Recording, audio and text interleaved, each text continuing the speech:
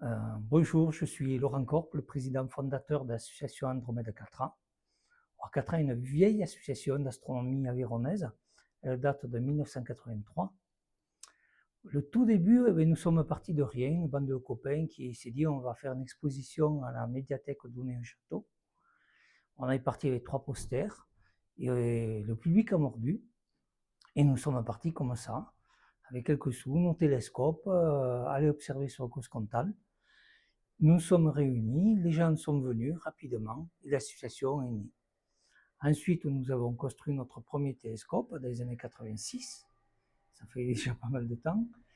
Et après, le temps a passé et au bout de 10 ans, quand on a fêté en 1993 les 10 ans de l'association, on s'est dit, mais on a fait venir un planétarium et on s'est dit, mais pourquoi pas faire venir, avoir notre propre planétarium plutôt que de faire venir des planétariums gonflables. Et l'idée a germé. On a fouillé pendant beaucoup d'années, 3 années, ça nous a pris pour nous retrouver ici à Salle-la-Source, au planétarium que vous voyez à côté. Une vidéo spéciale sera consacrée à celui-ci. Et au bout de ces quelques années, on a construit notre planétarium. Il n'était pas numérique comme maintenant, il était de manière mécanique. C'était en fait un vidéoprojecteur, comme une passoire, percé des trous, et ces petits trous représentaient les étoiles. Et pendant quelques années, pendant près de 10 ans, nous avons fait avec ce type de planétarium. Et ensuite, nous sommes passés au modèle numérique. Et vous découvrirez dans une prochaine vidéo la version 2 de notre planétarium. Ensuite, ce qui a marqué l'association, c'est la construction du planétarium. En 1995, nous étions très novateurs parce que tout le monde parlait de pollution lumineuse. Maintenant, c'est un sujet bien classique, bien connu, parce que dans les villes, tout le monde éteint. On dit à partir de 22h30 ou 23h, il faut éteindre les lampadaires. C'est devenu quelque chose de commun. Mais à l'époque, c'était quelque chose de révolutionnaire. Et en 1995, nous avions réalisé le premier congrès national sur la protection du ciel nocturne à Rodez. Et ensuite, en 1998, nous avions réalisé le deuxième congrès. Pour la petite histoire aussi, dans les années 2000, qui n'était pas marqué que par le bug informatique de l'an 2000, mais pour nous, c'était marqué parce qu'il y avait un grand projet d'éclairage de la cathédrale de Rodez qui devait être visible à travers tout le département.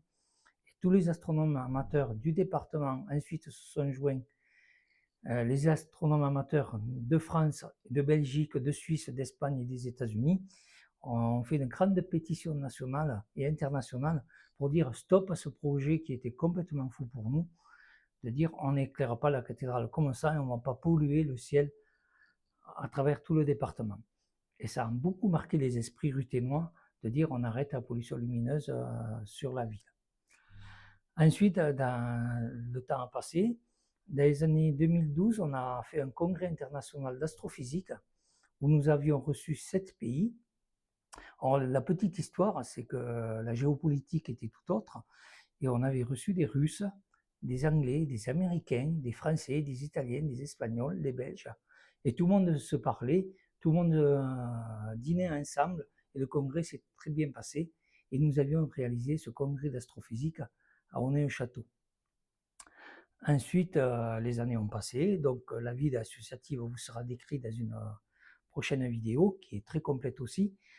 Le temps a passé et nous avons amélioré notre planétarium et ce que nous faisons maintenant, ce sont des activités grand public pour ouvrir l'astronomie à tout le monde et montrer que le ciel appartient à tous, qu'il est visible par tout le monde, que c'est gratuit, on n'a rien demandé à personne et tout le monde peut observer.